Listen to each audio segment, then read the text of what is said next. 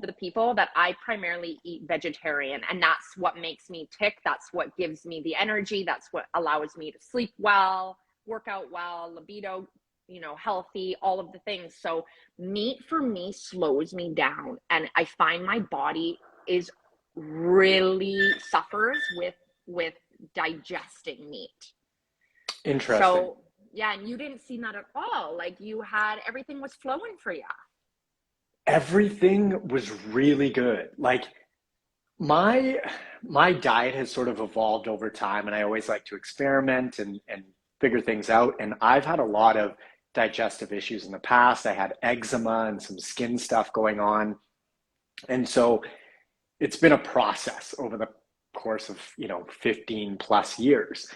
And so I thought, I started digging into more things about plants and how they defend themselves, and, they're looking to survive too. And I found that I just wanted to experiment with this and see what it was like, because, one of the huge things that I've thought about is fiber, right? Like you need fiber for digestion. And so I just thought I'd give it a go and try it to see for myself. And it went really well. And there are things that I learned throughout that process that I'm going to implement moving forward. Am I going to eat carnivore for the rest of my life? Never say never, but probably not. Yeah. But I learned a ton, and it was a really cool little experimenting process. Now, what I did see in your YouTube video is like when I heard you did this experiment, and you didn't tell me that you were doing this experiment when you took me for the freaking chicken lunch. And I was like, I don't really eat meat unless I go out, because I don't like preparing it. I don't really know how to prepare it. It's not my jam. It's weird smelling when it's raw. So when you're like, yeah, let's go to this chicken place, and we sit down, and you ordered right away. You're like, okay, well, I'll get half chickens. I was like, I'm going to eat a half a chicken? Like, I didn't realize that you were vegetarian. Well, I eat meat. I have no limitations in what I eat, but like for me, I feel the best when I eat primarily vegetarian. Meat slows me down. But the fact that it was a lunchtime, it was 1 p.m., I knew I had plenty of time to kind of allow my body that digestion. But if I eat meat for dinner, I have meat mares, like meat nightmares. Have you heard about those? I haven't heard about meat nightmares specifically, but if something is going to sit with you for a long time, digestion wise, eating too much and or too close to bed can interrupt sleep. So, I'd be curious to know if you ate a smaller portion and further away from bedtime, if that was still the case, but you know your body best, right? You know what makes you feel good. Totally. But not everybody knows their body best. You know what I mean? Mm-hmm. Some people look to professionals like you or me to guide them into what they should be eating and when they should be eating it, and all of the details around that. So one question I have for you is, now moving forward, are you going to pivot your advice to anybody? Like, are you going to be like, hey, maybe you want to up your meat more and see if that works for you? Like, are you going to change your approach at all to nutrition coaching? It won't change my approach to how I address clients. I won't be like, yeah, you need to bump up your protein now. I have always recommended a pretty solid protein intake because of the satiation benefits. Most of my clients want to lose fat. Protein is just highly beneficial for that. And it's very nutrient dense in general. So it's not going to change my protein advice specifically, but digestion is a whole nother thing. And digestion is really individual. And that's where it sort of opened my eyes to more of, everybody is different when it comes to digestion. And some people run into issues when they get general recommendations like you need to eat more veggies or you need to eat more plants, and they're like, man, this isn't working for me, and I still feel like shit. And so I think I'm just going to be more in tune with that moving forward as far as vegetables go. I have been in the past. There are very common vegetables that cause issues for people, cruciferous ones, broccoli, cauliflower, Brussels sprouts tend to cause gas for people, for example, things like that. but it goes a lot deeper than that. And it might be helpful for people to know the whole reason I stumbled across this stuff was because I got food poisoning back in December of what was it, 2020, I guess. Anyways, Okay. I went on an antibiotic and it cleared it up. And then I started having these issues afterwards that were like almost UTI-like in nature. I was getting like frequent urination and I always felt like bloated. I had abdominal distension and things like that. And I realized that I had switched virtually all of my carbohydrate source from white rice to sweet potatoes. Okay. And the problem was that I was eating so much sweet potato that it had this thing. Sweet potato contains a lot of something called oxalate. And oxalates are essentially plant chemical that deter you from eating too much of any given plant because the plants need to survive and they can't bite back or run away. And so they have chemical defense mechanisms in order to stay alive and not go extinct. And so I was crushing sweet potato like it was going out of style. And I was having sweet potato fries every night because my girlfriend at the time was making these amazing sweet potato fries with salt and stuff. And I was just like, give me more. But I didn't realize I was unaware of this thing called oxalate. And the oxalate was causing these UTI-like symptoms. I started digging into stuff, doing a ton of research, found oxalate, the most common side effect of too much of it, manifested in the bladder and caused issues, with kidney and urinary health. I then went on a low oxalate diet, solved the issue, and it just sent me down this rabbit hole. So that's sort of how I came across all of this stuff and the plant chemical world and, the fact that plants are just trying to survive too. It's just that they have a different sort of defense mechanism than like a bison. Right. So they're releasing this chemical inside of you, is what you're saying.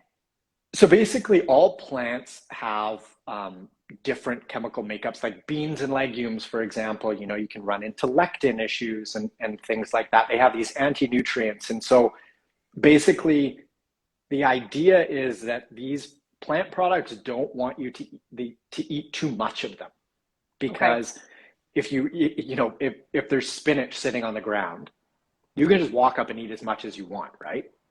And nothing is stopping you from essentially making that spinach extinct because there's no perceived defense mechanism. It can't bite back.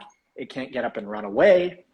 Okay. It's just sitting there in the ground. So the defense mechanism that spinach uses, or any other plant for that matter, that you can just walk up and take, is chemical in nature. And too many of those chemicals cause issues in the body. Does that make sense? Yeah, it does. And I'm doing this live for a little bit of selfish reasons too, because I partnered with another nutritionist, a holistic nutritionist, and she's all about variety. So am I going to poison myself? I eat a ton of vegetables. I live off vegetables. Every single meal is at least 3/4 vegetables. And then I have my protein. And sometimes that is meat, but most of the times it's eggs, tofu. I use broccoli as a source of protein. And I think I'm just concerned that maybe is like overdosing in vegetables. And then moving forward, I need to make sure that I'm protecting my clients as well and making sure that, when I'm like, just eat as many vegetables as you possibly can. Every plate needs to be, at least half a plate of vegetables. Like variety will ensure that this doesn't happen. Because like you said, you were overdosing on yams. Yeah. Like variety can be helpful. And the first thing that I'd say is just that if something is working for you, like if you feel great, your libido's great, digestion's on point, sleep is on point, don't change anything. Like it's working for you, right? Yeah. If you're running into issues, on the other hand, that's when this might be something to look at potentially. Okay. Interesting. You had UTI like symptoms because for girls, like, at least for me, and I mean, you know, I talk to girls and stuff, like sometimes we're just susceptible to UTIs, right? So I feel like the last thing a girl would think about would be, oh, maybe it's my nutrition, you know, they would be like, oh, you know, maybe I'm, you know, wearing too tight of underwear, maybe I'm not wearing enough cotton, maybe I'm not, you know, peeing as regular as I should, maybe I forgot to pee after sex. Like for girls, UTIs are a little bit more easy to get. You're more susceptible to them than men, I feel. So that's very interesting that was your what you were feeling. Yeah, you know, I don't know if certain people are susceptible or more or less susceptible to UTIs. I honestly don't know that it's not an oxalate issue in a lot of these cases, just because that Wow. is the classic sign. I'm not sure, but I know that a really, like I said, classic sign and common cause of UTI urinary stuff can be oxalate. So if you are a woman listening to Okay. this and you're like you've been told by your doctor that you're susceptible to UTIs, oxalate might be something that you want to look into. How did you test, like how do we test for that? Do you know? Trial and error. It took me a while to figure out. It was Oh. super frustrating. So you can't do like a And blood test, eh? well, so when I had these symptoms, I went for a test to figure out if I had a UTI, but it kept coming back negative. But the thing is that the symptoms were there, and but I was also getting on those test results, I had a compromised immune system and cloudy urine. Okay. And so that those were both signs that my body was trying to fight something, but Yeah. there was no UTI present. And so it was, in this case, the oxalate causing the issue. And the oxalate was challenging my immune system. My immune system was essentially doing its best to deal with this thing. But as I was eating more and more yams and, you know, almond-based ice cream and chocolate and things like that, foods that are really high in oxalate, my body was just like, oh my God, I can't keep up with the demand here, the turnover. Yeah. Yeah. Yeah. Wow. So interesting. Mm-hmm. Are you going to do this experiment again, or moving forward you're keeping more of a carnivore based diet, or like what are you going to do with all this information now? I was sort of transitioning to more and more, actually, I'll say I was transitioning away from veggies a little bit just for digestion purposes for myself. Okay. If my clients digest veggies well, amazing. Eat them. Like they're delicious. I actually enjoy them.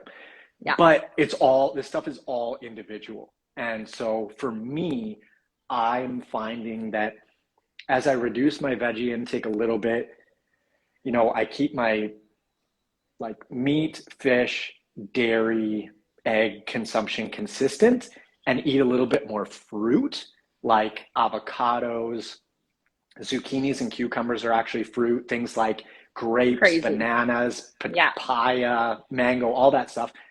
I feel great and my digestion is better with that at this point. But if that Yeah. changes for whatever reason, I'm willing to pivot. I'm not like this is the way. It's just, hey, whatever works for me, whatever works for a client or whatever works for you, if it's working for you, have at it. Like that's amazing. Who am I or Absolutely. anybody to say to change anything if you're thriving, right? Yeah.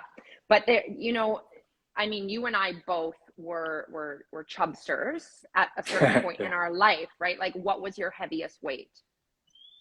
I was 210 pounds. Ah, I was 205, and what are you now? Oh man, I'm under 150. Yeah, I'm 145 right now. Oh, wow, Okay. Marcus, twinsies. Uh, woo. But yeah, like I mean, I didn't. There was no way that I I knew what my body was trying to tell me at that stage in life. Like I just thought, you know, every time I ate, I got a tummy ache. And Right. it didn't really phase me. I mean, to be 100% transparent, I just would smoke weed to get rid of the tummy ache. You know, like I Mm. was just like, well, whatever. I'll just, you know, it's just a tummy ache. My digestion system's really screwed up. But I had no inkling to really like change it until I started recognizing that should be better than this. Like life, that food is supposed to be nourishing, and it's not supposed to make me lethargic and sleepy and with a tummy ache. So what advice do you give someone who's maybe at that stage where they don't feel like they're the healthiest weight, they feel a little puffy, like a potential client? Like, what's the first thing that maybe they should do to start to be one with themselves and to understand how their digestion is going? Yeah, that's a great question. I think the first thing that pops up for me when you say that is establishing the difference between common and normal. So just because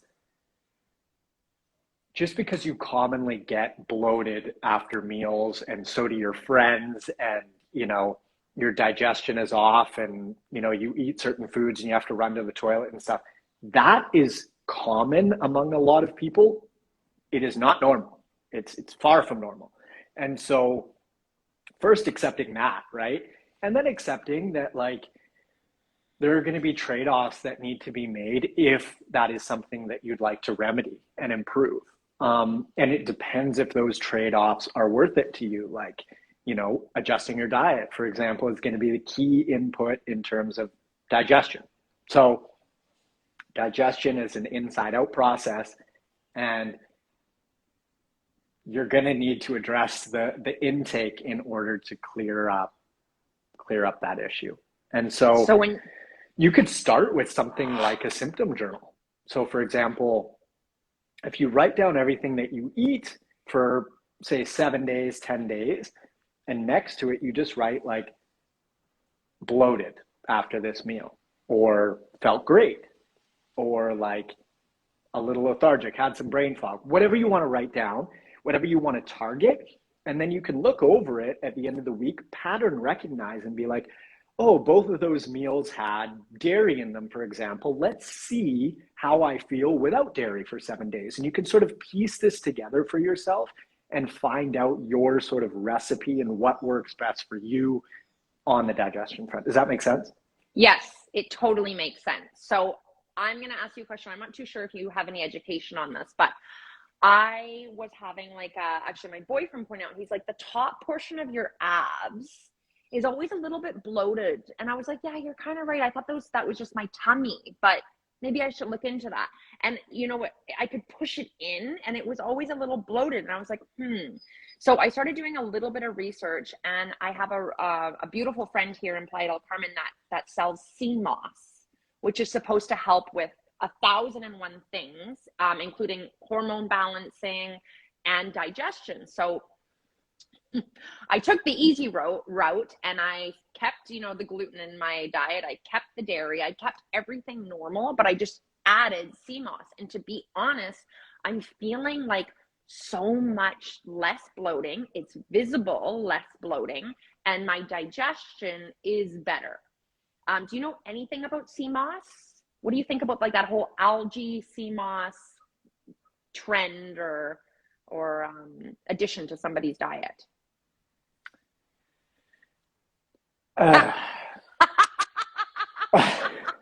did not know this was going to be a thing for you. This is great. So I much prefer to, so the tendency when we have an issue is, let's say it's digestion in this case, is to say, like, what can I do? What can I take? What can I eat to settle my stomach? And the answer is actually the exact opposite. It's to do nothing. And what I mean by that is, like, the best way to sort out any digestion issue is to not eat. It's to not like add fuel to the fire. And so fasting or just skipping a meal, letting, your body work its magic, because it is so incredible, it will sort out the issue for you. Algae specifically, I don't know much about it. I mean, it's just, to me, it's just like probably the next thing. I see these things come and go, and I have over the past decade, and people, I mean, I get it. People want to feel better and all that sort of stuff, but typically the quote unquote harder thing, which would be something like a symptom journal, addressing the root of the issue, is often going to give you a far better result. And I look at it like this. If you have a rock in your shoe, you can take a Tylenol or an ibuprofen to deal with that pain, or you can just take the rock out. I would prefer to take the rock out, you know? That's so good. That's so, so good and easy to understand. And another thing, like, do you take any supplements at all? No, not on a regular basis. I don't take any supplements. No. Me neither. And when people ask me, I mean, obviously because of the industry we're in, they're like, okay, what supplement should I buy? I'm like, to be honest, what happens if, like, it's a supplement? Like, you're adding to your diet something that maybe won't be accessible in 3 years, 5 years, 2 years. I mean, especially for us, you know, we're nomads, we're traveling. Like, maybe in Colombia, I won't be able to get my fish oil, you know? So I don't want my body to get used to this supplement. And yeah, it makes me feel better. Maybe my knee pain is less or blah, blah, blah. But I'd rather you balance your body and figure out how to get rid of that pain without adding a supplement. And same goes with sea moss. I mean, sea moss is not going to be accessible wherever I go, right?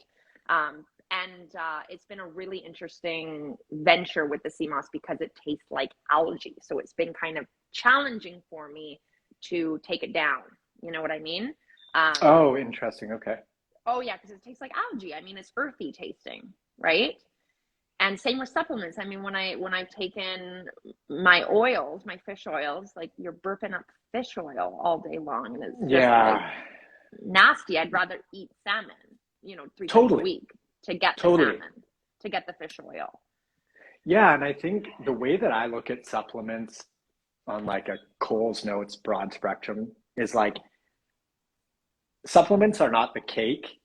Supplements are not the icing on the cake. Supplements are the sprinkles on top of the icing on the cake. They are that small of a factor. Like, the fact that I take 0 supplements and you take virtually 0 supplements should tell people something, that, you know, nutrition, movement, sleep, stress management, those are the 4 pillars that are going to get you the results. You just, these supplements come and go, and they're just not all that effective, you know? You got to address like the staples, the sort of the foundations, and you're going to get a far better result, hands down. Yeah. Not that supplements can't be useful in certain situations, but you just can't, piling supplements on top of like a shit diet and you're not moving and sleep is garbage. It's just not going to get you anywhere. Totally. And I know that that is a common trait of humans. Just like you said at the beginning of this portion, was that, like, you know, people just want to take something to fix the problem, and a lot of the times you should remove, you know. It kind of goes with like mindfulness, like, oh my God, what do I do first? There's so much information coming at me, I'm so overwhelmed. Do nothing. Yeah. 10 minutes. Meditate for 10 minutes and you will figure out the answer, you know. I have one more question for you. Is how do you feel about fasting? I know you're a huge, you fast, I've seen on many of your YouTube videos, and you do drink black coffee though during your fasting state, right? Yeah. And what is your method for fasting? Okay, so super interesting that you ask right today, because I'm doing a YouTube video right now, a little experiment where I'm fasting for 48 hours, 2 days. So I'm like 37 hours in right now or something. I haven't eaten. Buddy. So I ate my last meal on Sunday at 5 p.m. And which was what? What did I have? Actually, it was Super Bowl. I had some Hawaiian pizza. Oh, wow. Yeah. You really went out with a bang, Marcus. Well, yeah, because I think I figured too. I was like, wow, I'm not going to be eating for the next 2 days, so I'm going to enjoy something. But anyway, so I had some Hawaiian pizza, extra pineapple. Pineapple's the best on pizza. No big deal. But so I'm doing this fast, and I'm having coffee and all that sort of stuff. And so I'm just putting this video together. So interesting that you asked. But on a like more day-to-day basis, fasting can be really beneficial for, you know, digestion stuff. There's this thing called autophagy, which people have probably heard of. Auto, just means self-phagy means eating. So basically your body just gets a chance to sort of take out the garbage, cellularly speaking, clean up the damaged proteins. You just don't have food coming in all the time. It's actually not evolutionarily consistent to have 3 meals a day, 7 days a week, and with snacks and all that sort of stuff. It's just, that's a very new phenomenon with, with humans as a whole. So fasting, I can't even remember what your question was. Do I have coffee? I just want to know what you do for fasting, because it's a question I get regularly. Personally, I try to fast the 16-8 method. So eat for 8 hours of the day, usually from 11 to 7. And usually my last meal, like at 6:30, will be a protein shake. So it's something that's, already kind of broken down and my body can digest it easily, so I can have a really nice sleep. And then I'll have black coffee in the morning because we like our coffee. Gotta have it. And I'll try to fit in, one of my workouts before I eat at like 11:15. And typically that will be like vegetables, of course, with eggs. Okay. So I believe, like, and it's by no means is it for me like a weight loss thing. It's literally to give my body time to do whatever it needs to do without me shoving food in it for it to be spending all of its energy on digesting. Does it allow me to have a leaner physique? Probably. I mean, less calories in, right? So I just wanted to know what you do for your fasting, because I was watching your YouTube videos and a lot of the times you're like, I'm still fasting. I just finished a fasted workout, felt great. So I just wanted to open up that conversation for people to know that you do it too. And we're super cool. Yeah, it's super cool. So some days I fast, some days I don't. I totally, at this point, just go by feel. I've been doing intermittent fasting off and on for like 7-8 years now, probably. And at this point, I don't have like a set 16-8 schedule, no timing, nothing like that. I purely go by feel. And if I am hungry, I will eat. If I'm not hungry, I will not eat. And sometimes I'll just have fruit before a workout if I feel like I need it. Other times I'm just like, I'm good. I won't eat. I'll eat when I get back. So for me, it's not overly structured, but I just find it works really well with my schedule. I like to work in the morning, have some coffee. I'm not all that hungry. And so it just makes sense lifestyle-wise for me. And some of my clients, that's the same deal. And other folks really like to eat breakfast. Now, there are other things that increase autophagy too, which I mentioned, like coffee, for example. Workouts increase autophagy. And so are there benefits to fasting specifically if we equate for total calories? So if somebody eats 2,000 calories per day and someone, one person eats it in 12 hours and the other person eats it in 8 hours, are there benefits to the 8-hour setup? I don't know. I'm not really sure. I don't think we know that yet. But if someone just likes the fasting setup lifestyle-wise and it works for them, amazing. If it helps them maintain a leaner body composition with less effort, unreal. Have at it, right? But there's no magic bullet in the sense that if somebody starts fasting and they think that it's going to lead to weight loss, if you equate for calories, if you consume too many calories in a small window, even if it's 1 meal per day, you can still gain weight. So that's just something to be aware of. Yeah. For sure. At the end of the day, it's like if you're trying to lose weight, you want to expend more energy than you consume. Exactly. Right? There's no like secret. There's no secret that we're keeping from you. There's no secret, and I tried to figure out that secret for years and bang my head up against the wall, and it just didn't work. Okay, I know I said that was the last question, but now I have a Jenny question. Okay. All of them were Jenny questions.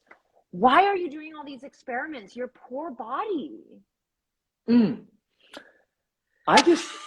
I find it fun. Like, I think it's fun, like the carnivore thing.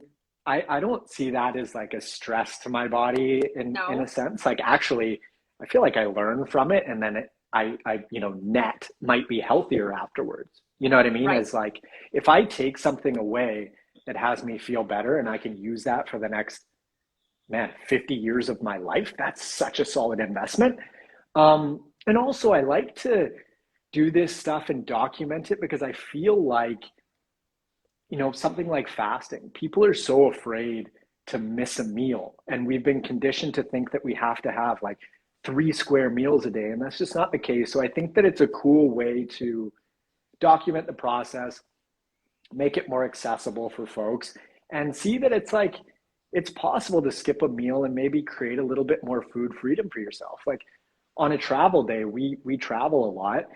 If you only have shitty options at airports, you can skip a meal and you'll be fine, right? Like Yeah. you don't Yeah. have to eat, a McGriddle from McDonald's just because you got to eat. You can skip Yeah. a meal and be resilient and balance your blood sugar and feel great. And that is still totally an option.